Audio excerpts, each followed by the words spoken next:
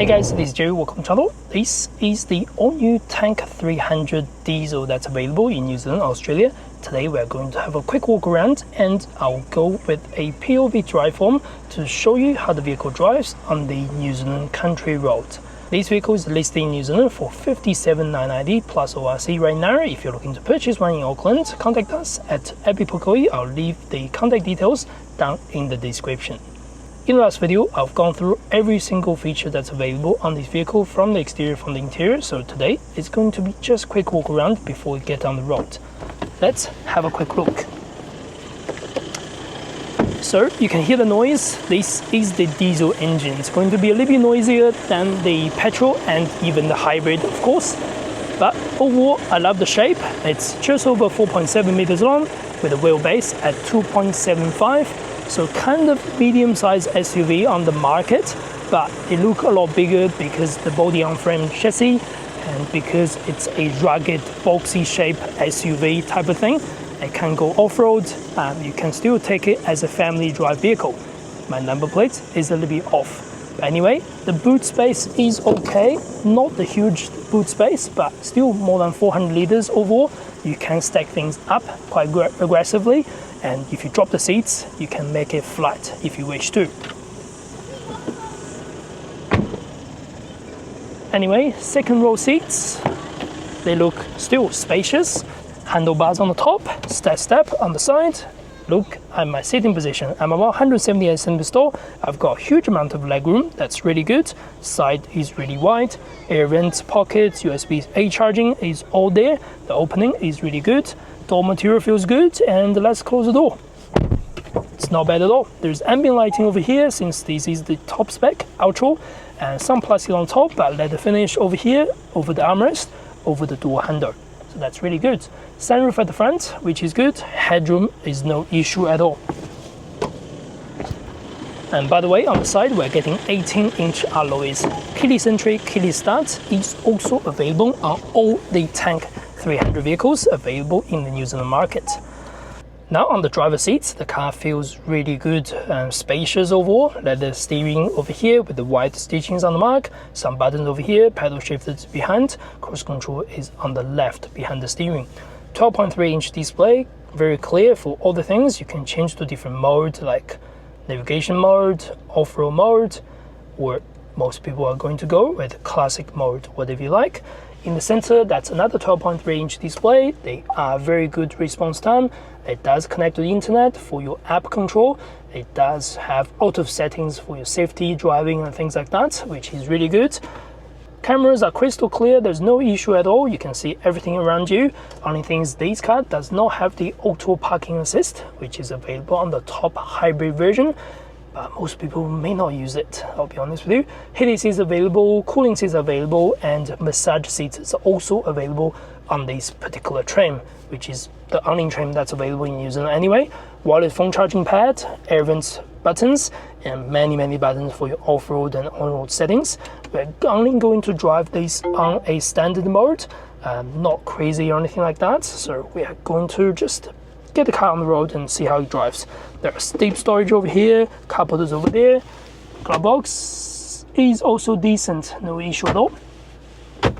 Now let's get it on the road. Visibility is really good. On the side, quite good wind mirror. They are boxy shape, not too bad. There's a small gap over here to see your giveaways. Front is really good. The rear windscreen unfortunately gets blocked by your big chunky full-size spare wheel, so you're going to lose quite a bit on the rear, but on the side, that's good. The car feels quite long actually. Now let's get it going on the road. Indicator is on the right, which is quite different from other GWM vehicles. That's a different thing again. Alright, now we're on the road. Let's go through some numbers on the power and information. So the vehicle is powered by a 4-cylinder 2.4-liter turbocharged diesel motor, which is actually the same motor coming from the new GWM Cannon and also the GWM Cannon Alpha diesel variants. That offers 135 kilowatts of power, 480 Newton meters of torque.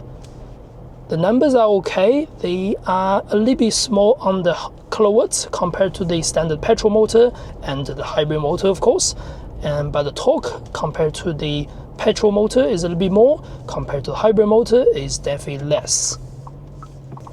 But this would get a great tow rating. The tow rating is not published just yet at the time of this film. I'd assume it's going to be somewhere around 3 to 3.5 ton, just like the new Cannon, where the petrol motor and the hybrid motor towing capacity is around 2 ton. So they are quite different on the towing capacity.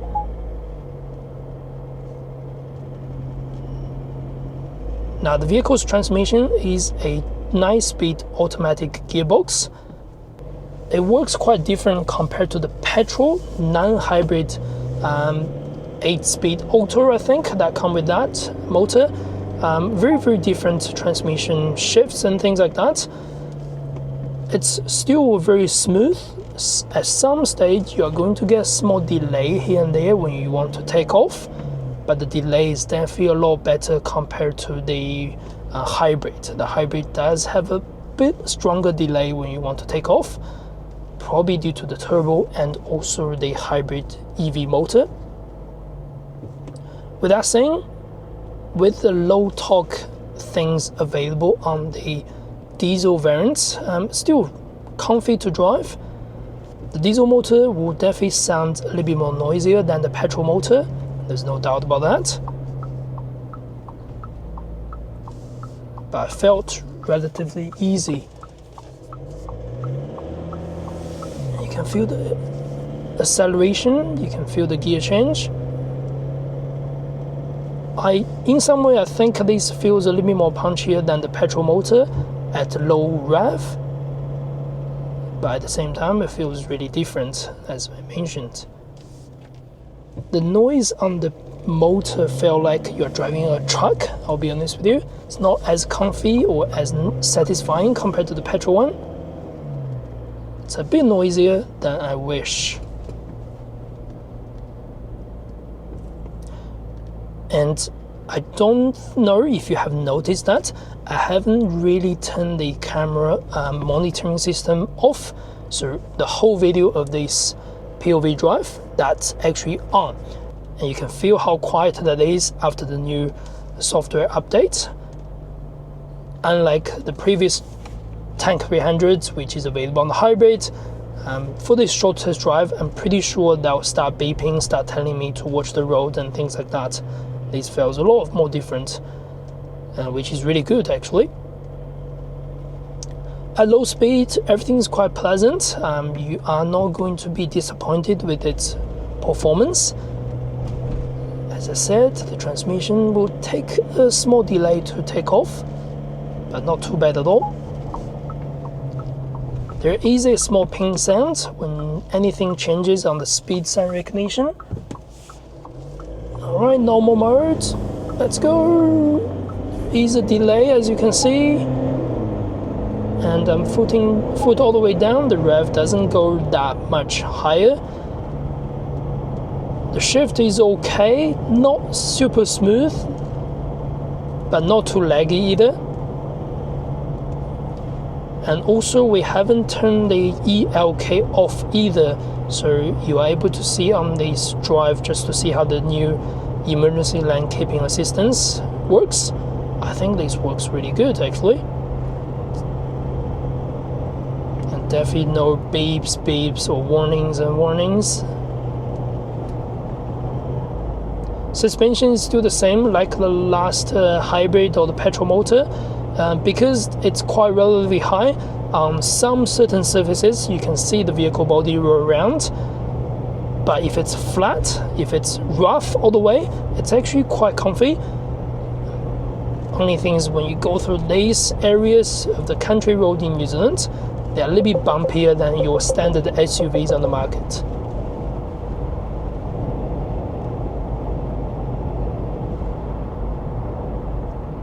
There's a little bit wind noise due to the boxy shape, as you can feel, but the tire roll noise and tire noise is very little.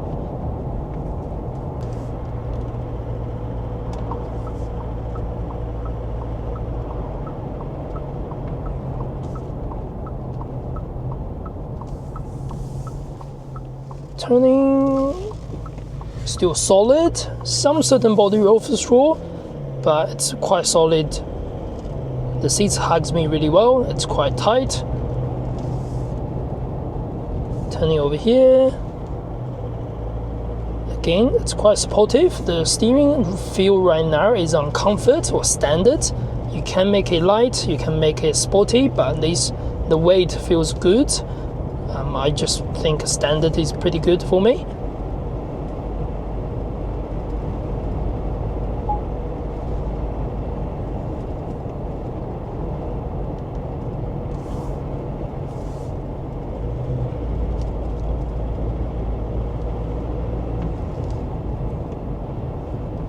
Turning over here, it's all right.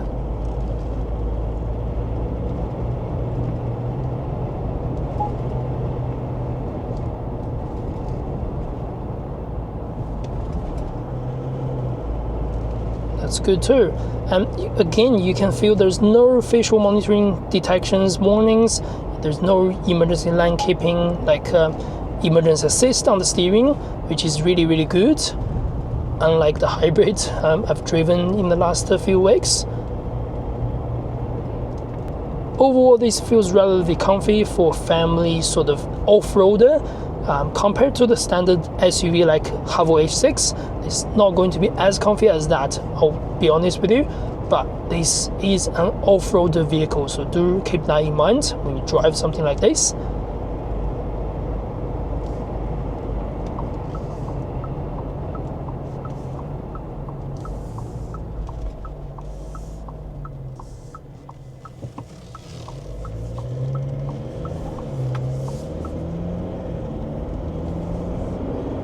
When you accelerate, you can feel the car shifts quite aggressively early. It doesn't hold your revs too high.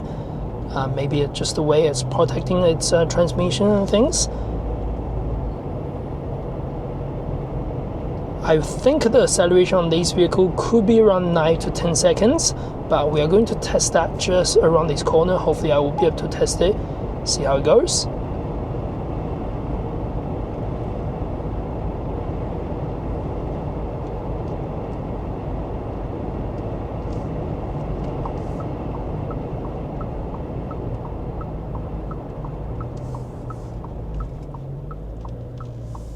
Slowing down is fun, the brakes feels good. Alright, 1, 2, 3.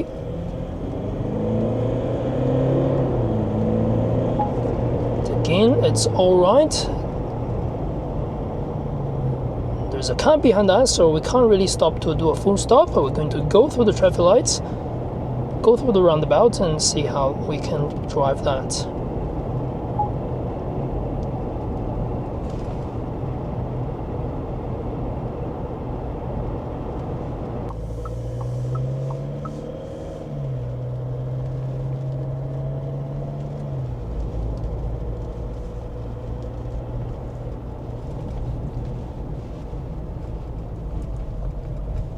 Alright, there's no one behind us. We're gonna do a stop start. There's no sport mode. I'm just engaging the accelerator. 1, 2, 3.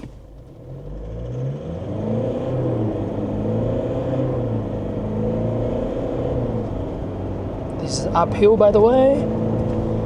There we go. That's about 80. So it's not super fast. It's not as fast as the hybrid motor, of course. The hybrid can get somewhere around 7 to 8 seconds, I think, from 0 to 100. I think this goes 80 in about 7 to 8 seconds. So not super fast, but it's alright. It's quite smooth overall. The transmission is alright. Sometimes I feel like it's trying to shift a little bit faster than I wish. It doesn't go all the way on the big revs, but it's also not holding the revs too aggressively. At the same time, occasionally there is a small amount of delay on the transmission, but again, it's not too bad. You are going to live with it very easily. It's still fairly smooth compared to many diesel vehicles on the market. I would say the transmission feels a lot smoother than the hybrid vehicle.